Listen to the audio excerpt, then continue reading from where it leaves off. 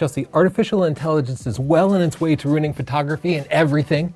Yeah. But companies and even President Biden are starting to fight back. So I want to take a really deep look into the problems that AI imaging is causing right now and whether any of these solutions are actually going to help or if we're just all screwed. You even found tools that they put in place to try to authenticate photos, and you tried them. So you're going to tell people if those work and if that could be a solution. And we have a solution that we thought of our own, and it's our idea, but I think it's the best one I've heard. And I am heavily biased when I say that. But first, let's take a moment to thank our sponsor, Squarespace. Squarespace is where you go to create a presence on the web. And you might be thinking, oh no, I have social media, that's fine. Well, guess what? Social media isn't going to come up on Google searches for local photographers, local videographers, or even people searching for your name. Google prefers to find real websites. And that's one reason every person, every business should create their own website, just so you can get found on the big search engines. Get your own custom domain, put in keywords so people looking for a local photographer can actually find you, and you'll have it all done in like literally a few minutes at squarespace.com/Chelsea. The trial completely free. You don't commit to anything until you love it. But when you do, the coupon code Chelsea will save you 10% off that price. So Okay. It's been like 6 months since we really covered artificial intelligence, and 6 months ago we were like, this is looking really bad. We should look out for this. And guess what's happened in the last 6 months? A lot of scary stuff. It's gotten awful. Yeah, there's been an AI takeover, and it's been everything from fun stuff to just kind of very dangerous and scary stuff. So a lot of LinkedIn portraits or professional portraits now are AI portraits, and that's unfortunate for photographers because a lot of people are saying, why would I hire a photographer when I can just take a crappy iPhone picture and then generate something that looks somewhat professional? Amazon announced an AI product photography tool where you can take a crappy smartphone picture of some product that you're going to sell, and then they will put it into a nice, beautiful background. So they show just a snapshot of a toaster that's suddenly in a professionally staged kitchen.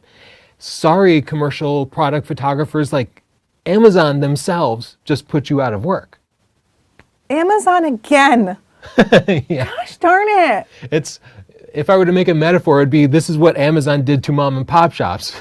Yeah. But it's still Amazon. It's still Amazon. They're just always finding a way to ruin small business. And I personally regularly use AI imaging in Photoshop. It's AI Firefly, it's generative fill, and it's such a useful tool for removing a power line in a landscape or fixing some weird thing that was left in the background because it just works fantastic. So you're part of the problem is what you're saying. I am. It's now part of my workflow. And I want to say, I see people on TikTok saying, oh, look at my AI LinkedIn picture. Can you believe a photographer would have charged me $50 and I got it for $2? Those same people are also complaining about wealth inequality, right? The fact that there are a smaller and smaller number of people who control more and more of the wealth. This is going to contribute to wealth inequality significantly because now you will have a small number of companies that control the AI because AI is really expensive to make. It requires a whole lot of computing power. The more images, the more video you process, the better quality the AI is going to be. So it's going to be Microsoft, Apple, Meta, governments that have the best AI. And people are going to be giving their money to them instead of to, say, local photographers. Yeah, but not only that, these are the companies that would be providing the good jobs to creatives. So AI is taking over imaging, it's also taking over video, it's also taking over design. So all of these big companies that would be hiring a bunch of designers and photographers and copyright writers, they'll be using AI. So like you said, Amazon ruined the mom and pop, but now Amazon is ruining the modern mom and pop, which is like contractors working at home or people trying to do these creative jobs for big companies.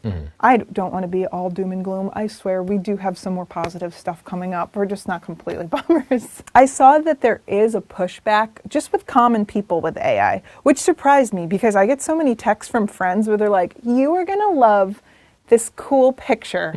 And then it's so obviously AI to me. Like the grandma's knitting a car. Yeah, and I'm just like, I don't know how anyone thinks this is real. And I don't say that in a judgmental way. I just say that in a way like I'm removed from what the average person sees when they look at a photo. I have to be aware of that. And so when my very intelligent friends are sending me this, I think, oh crap, the technology doesn't have to be that good to take over. Right. Because I've been doing this thing where I'm like, oh, it's not that good. We're safe. We're safe. People don't care. It doesn't have to be that good. I had blinders on. But I have seen people push back specifically with school photos, because there are 2, maybe more news stories where moms got back their kids' school portraits and they used AI to create a completely fake smile for one kid, and for the other kid, they added fake front teeth because he was missing his 2 front teeth, which is like cute. Like, you like to look back at your pictures of your kid and see that they had that cute little phase with no teeth. Filled them right in with veneers. Why don't I just give him a nice 5 o'clock shadow, the abs? Give them a better outfit.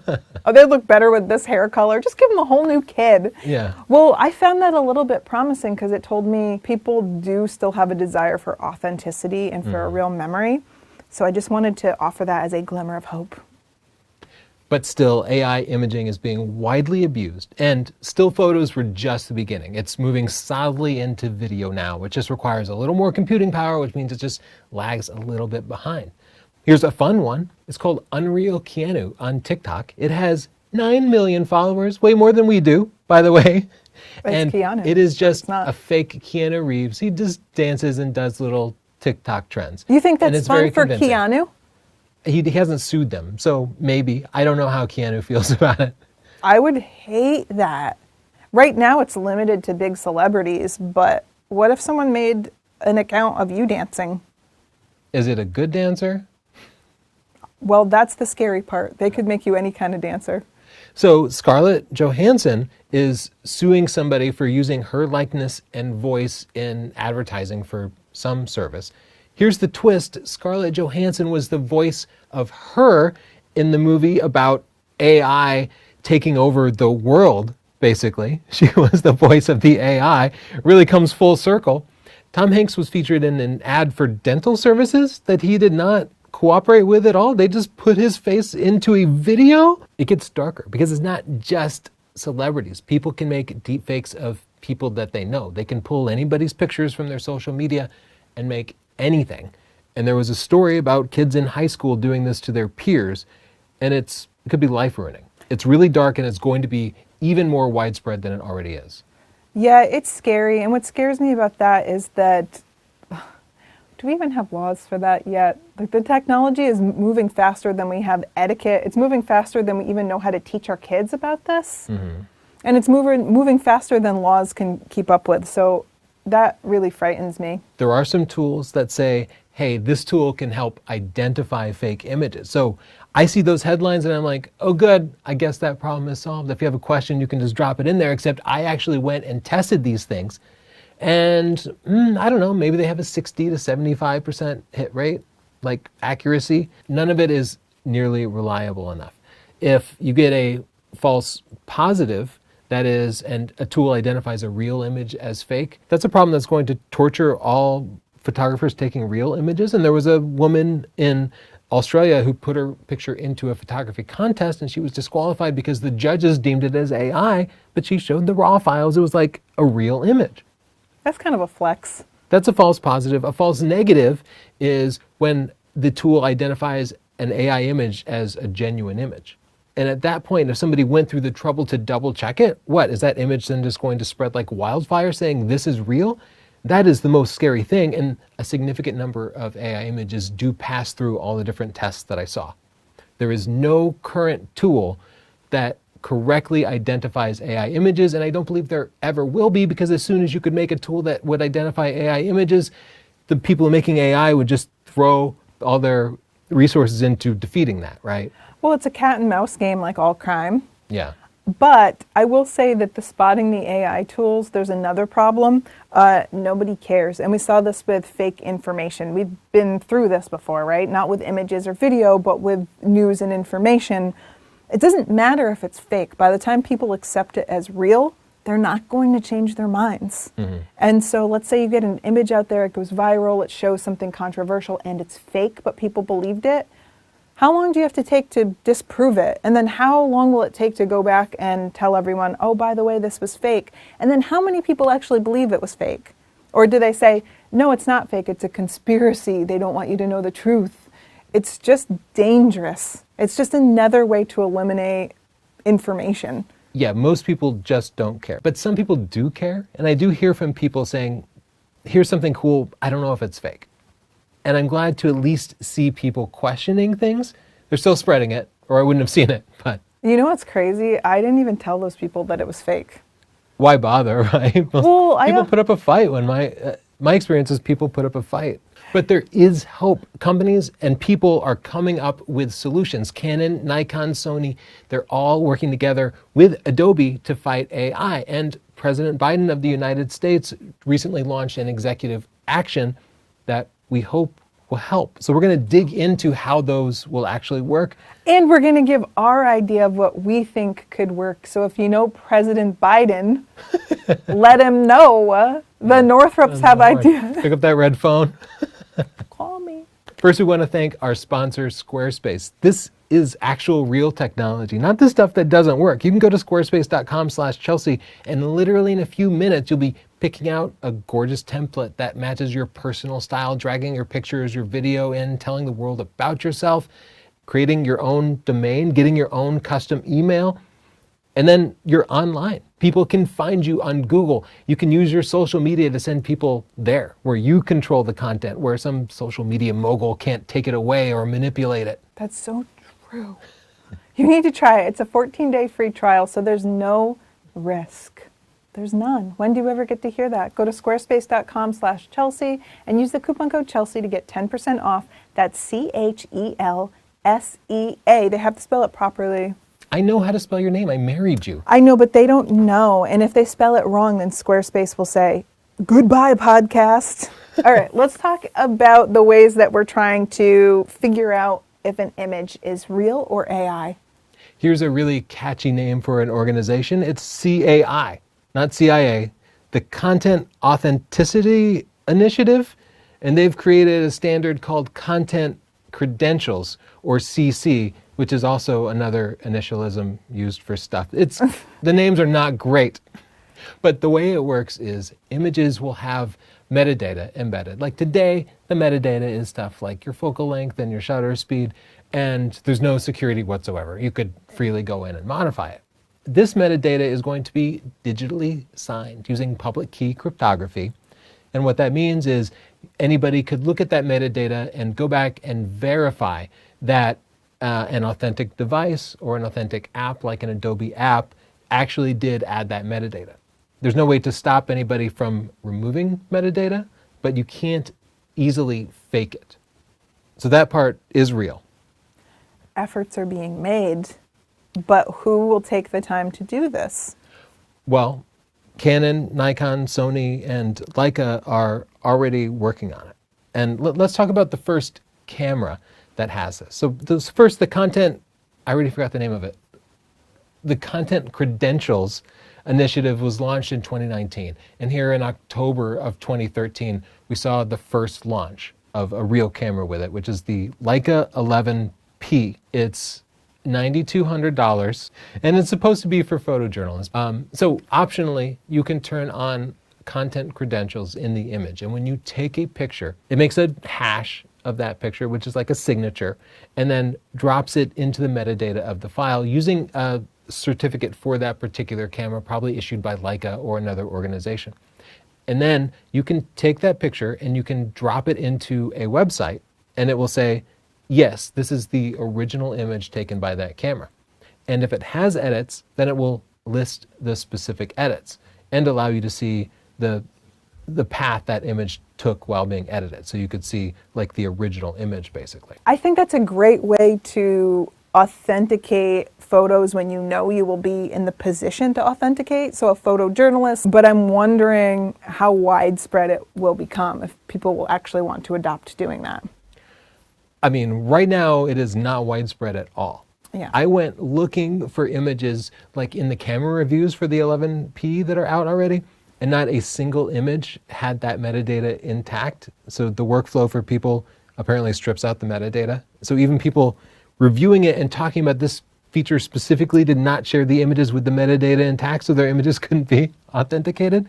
I literally found 0 images with valid data in there except for a sample that Leica provided in an article about the technology.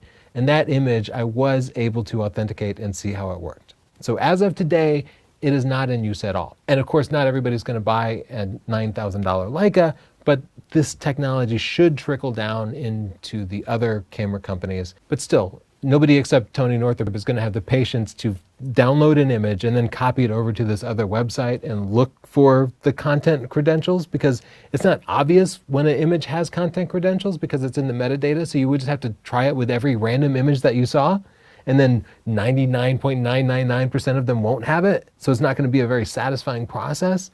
So we definitely need to see some developments in surfacing the information so you can see if an image has content credentials, and just make it more accessible so you don't have to go to a third-party website and be downloading stuff and dragging it in. I do think there is a practical use for it today, at least for this one camera, and that is internally to media organizations.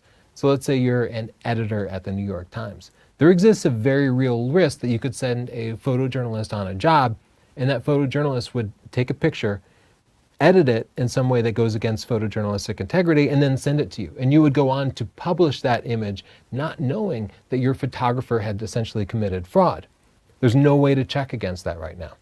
Content credentials would allow that photo editor to verify that these images are real and unaltered, or if they have been altered, to see whether it was just a crop and exposure change or if it was generative fill AI from Adobe. The only way I see that actually benefiting the news outlet, if that's something that they're able to boast, because otherwise I do think that they benefit from images that are more sensational than accurate. And so this would have to become profitable to say, hey, we're the first media outlet to have content authenticated images so that you know they are not AI. Canon, Nikon, and Sony have all announced their own separate initiatives in this direction.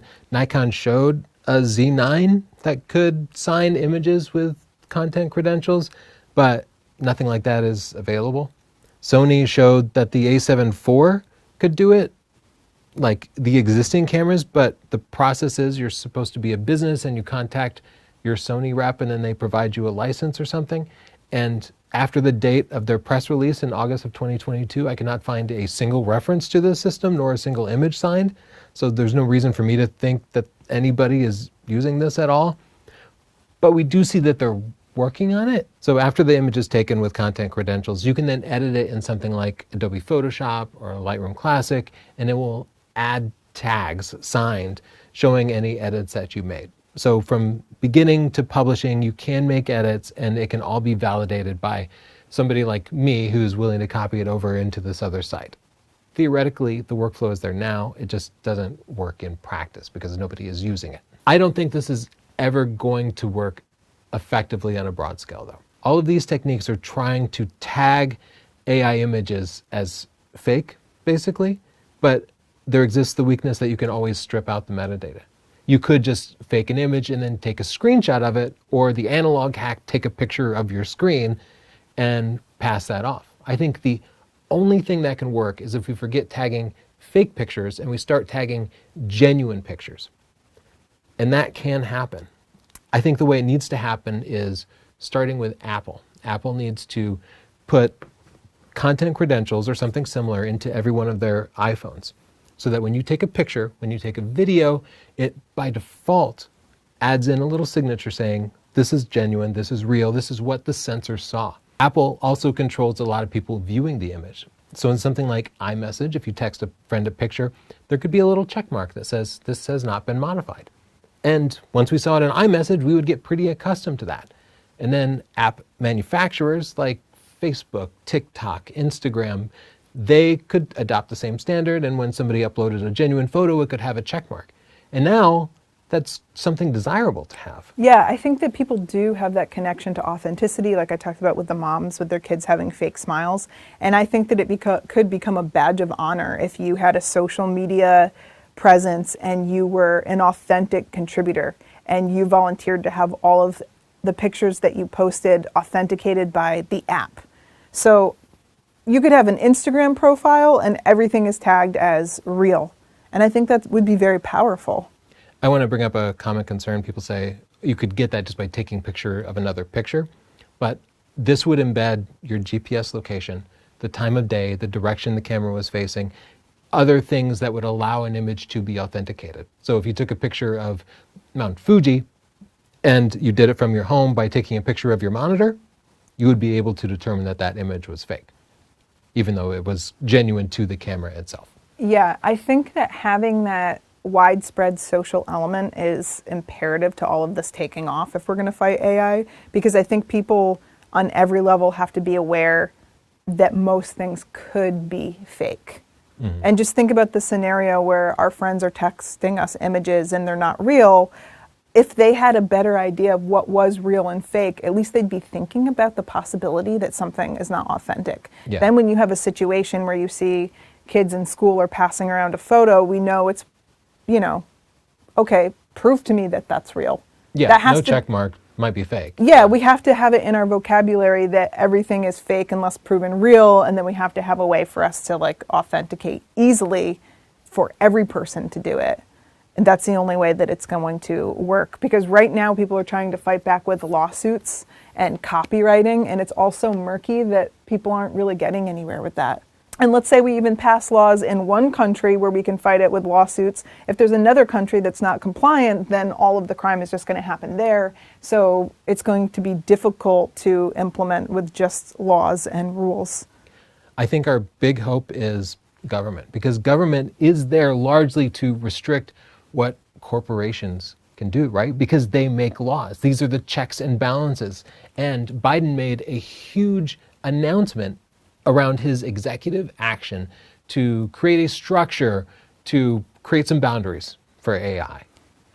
Yeah, but it was seemed like a big gesture, but then you read it and it was basically just saying, yeah, someone needs to do something about this. Yeah, it did not create the boundaries. It just said people need to start creating boundaries. Figure out what those boundaries are and get back to me, and then we'll see if we can make it a law. That's why I said, I just need to get the House of Representatives to cooperate, and then it will be a law. And then keep corporations in check, which has been going great.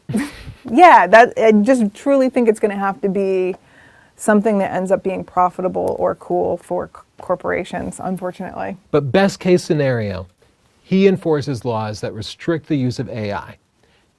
It's too late because there is open source AI. Like Stable Diffusion is a good example of this. You can go download Stable Diffusion, install it on your local computer, train it on whatever images or video you want, and then generate whatever you want. And it works pretty well. It's not the most advanced AI. It's not you have that? Midjourney. I don't have Stable Diffusion. Good. I don't want any of my pictures in that. But anybody can go get it, and it's open source, which means people are modifying it, they're contributing to it, it will continue to grow. It won't be the most powerful, but right now it's good enough or bad enough, depending on how you look at it, to still contribute that element to society. And so for me, Biden's executive action is like, you remember Toonces, the cat who could drive a car? I could never forget Toonces. Toonces is a cat, and as such, he was a very, very bad driver. And every episode of this show, he drove that car off a cliff. His executive action is like if Toonces went off the cliff and then looked at the passenger and said, we need to formulate a plan for driving safety. Yeah, it's too late, Toonces. We're all going to die. But government works slow. That's just what government is. People are going to make all sorts of political assumptions about you based on even just mentioning. They're all incorrect. Yeah. I also want to mention I'm seeing a lot of good news about AI. And when I see the headline, I feel good. I'm like, oh, good. We're getting a grip on this AI problem. And then I dig a little deeper, and it's all lip service. Like none of it has been real. Like I couldn't find a single image in the wild with the content credentials. Like Biden's executive action had absolutely no teeth, nor any specific deadlines when action would be actually implemented. But he said something. And I see the same thing from press releases from the big organizations with AI, like Meta and Apple. They're like, we want to make sure we're doing this in a responsible way. But they just say they're being responsible, and we kind of take their word for it. Ultimately, they're going to do the things that make them money because they're corporations and that's what they do. And unless the government puts in some boundaries, they will run wild. But they will be constantly giving us lip service. So if you see this, please question it. Please dig a little deeper. Please ask yourself, how is this actually implemented? Will this actually work? Or are they just trying to make me feel good about AI so I don't worry about it? That was a lot. I do think that there is some hope in there, and we'd like to hear all of your ideas too. How are you feeling about AI? Are you feeling like it's threatening your job or your hobby? Do you feel like you have a pretty good handle on what's real and fake? I think it's fine, Chelsea. I don't know what you're so stressed about. And what do you think of our idea? You guys can we implement that? Because that sounds kind of cool. I would sign up for that. I think it'd be cool to have an authenticated photography page and just show that you're not cheating. Yeah, it's doable, but it's a very big initiative. That's why I think only Apple can really do it. Well, you know what's a not big, fake, phony lie? Squarespace, okay. Because you can get a real website at a real deal, because the first 14 days are free, so you get to try it before you buy it, and you don't have to worry about canceling it. You just drag and drop, Tony. And I know people need this because I go looking for everyone's website when we hire someone, when we go to a restaurant, when we're looking up something, and so often they are horrible. They don't have the information. You need to let people know what you're doing, and you can control that information without ads flying all over your website like it does on social media. So try Squarespace. You're gonna love it. It's fun to make one, and it's free for 14 days, and you can get 10% off with the coupon code Chelsea. That's CHELSEA. Thank you, Squarespace, and thanks to all of you for watching. Bye.